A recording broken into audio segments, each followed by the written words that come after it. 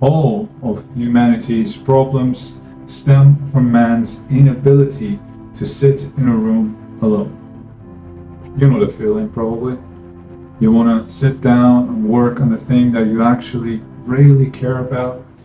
You want to work on your gains on the gym. You want to go and work on the business that you have, on the goal that you have. But your brain just scrambles and the phone comes out, and all of a sudden you scroll, you start gaming, and you say, I'll just start on Monday.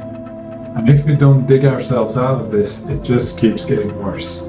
So today I am going to show you why these things happen, and then in the second part of the video we're going to talk about some fixes that we can have so we can better ourselves and take care of the situations accordingly. So let's start.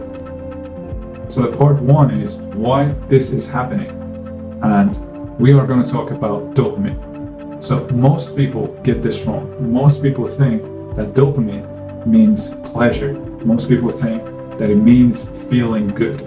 But actually, this chemical is what drives you to act towards something. And the biggest hit doesn't come from the reward itself and the achieving. It comes from pursuing and the anticipation leading towards the goal. That's basically what dopamine is. This happens all the time with the marathon runners. So the anticipation, the building up to the race day feels amazing, feels absolutely fantastic. But after that, they often dip into the afterwards of it because the goal and its dopamine is gone. So takeaway of this is you run out of energy when you run out of future. And without a real goal, pulling dopamine forward, cheap substitutes rush in to fill the gap.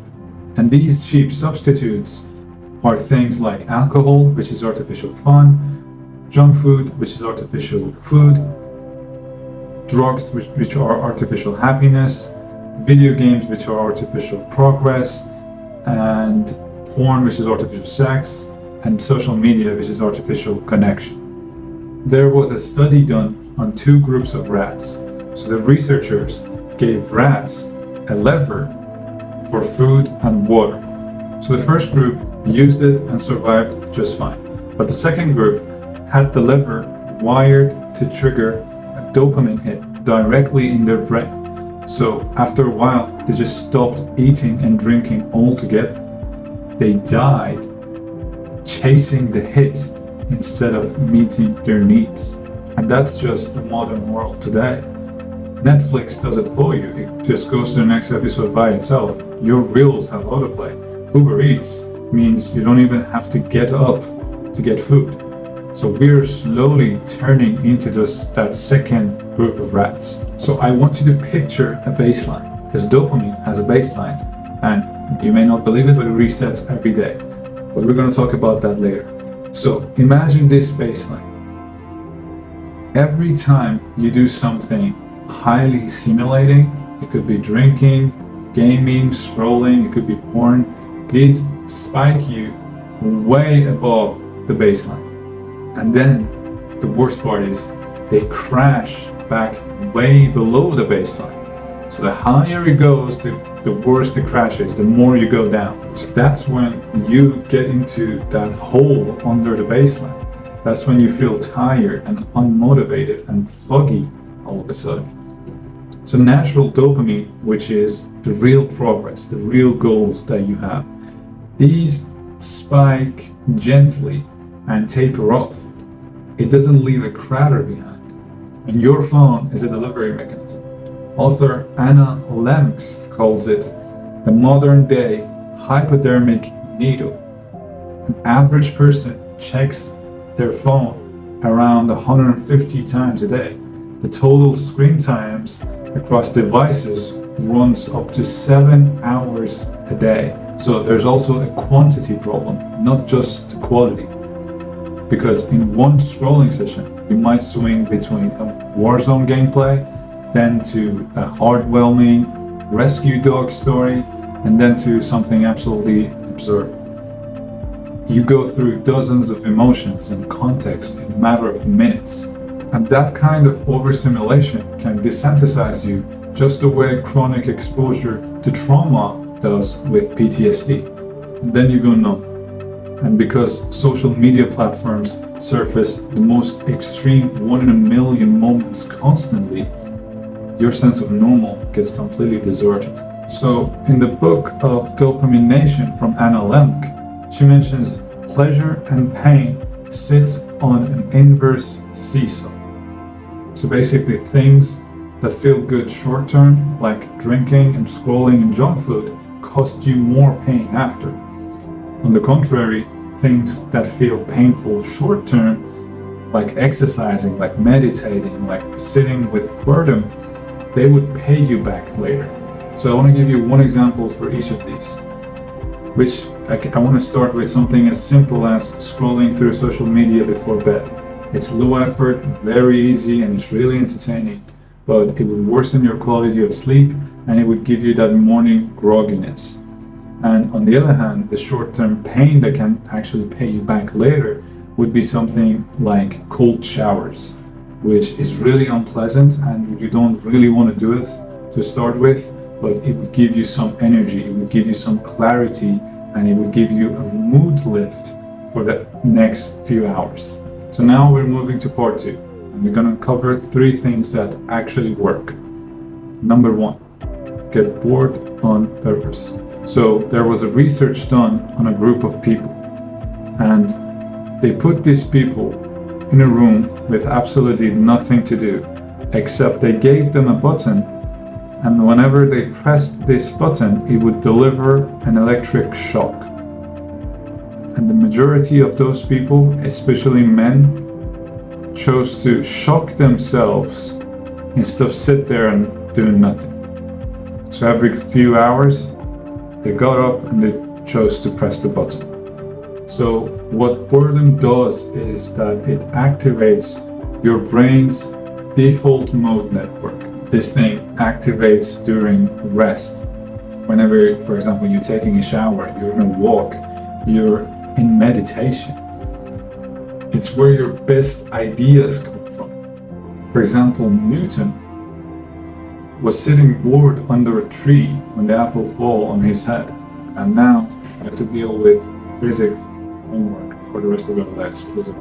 But that thing happened in absolute boredom. The best ideas come from boredom. It comes from this part of your brain activated, and boredom does that for you. You can try these questions and ask yourself, what feels productive but it isn't, and what doesn't feel productive but it is.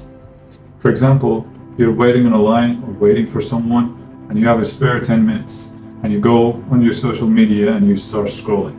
And you may be thinking that you're doing something productive, you're researching for your business, but that's not productive.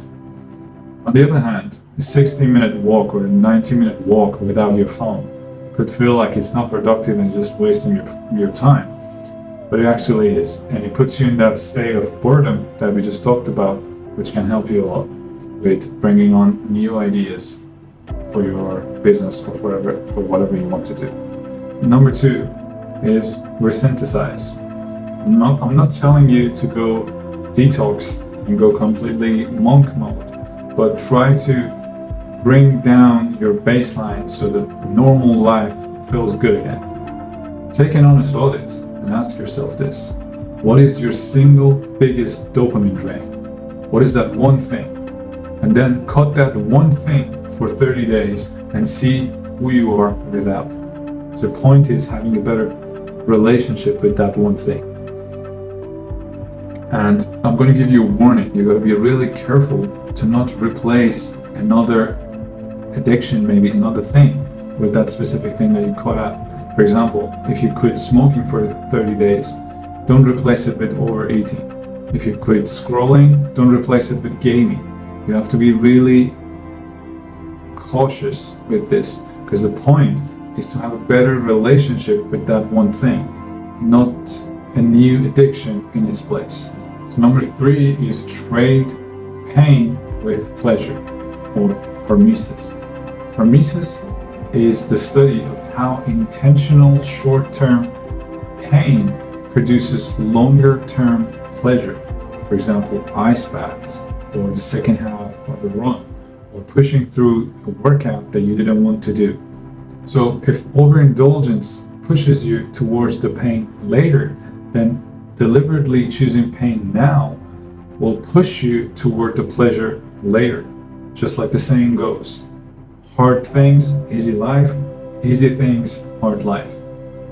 So let's go through a quick recap. The dopamine hole, which is the brain fog, the low energy, is the chasing of short-term relief that makes the long-term problem worse.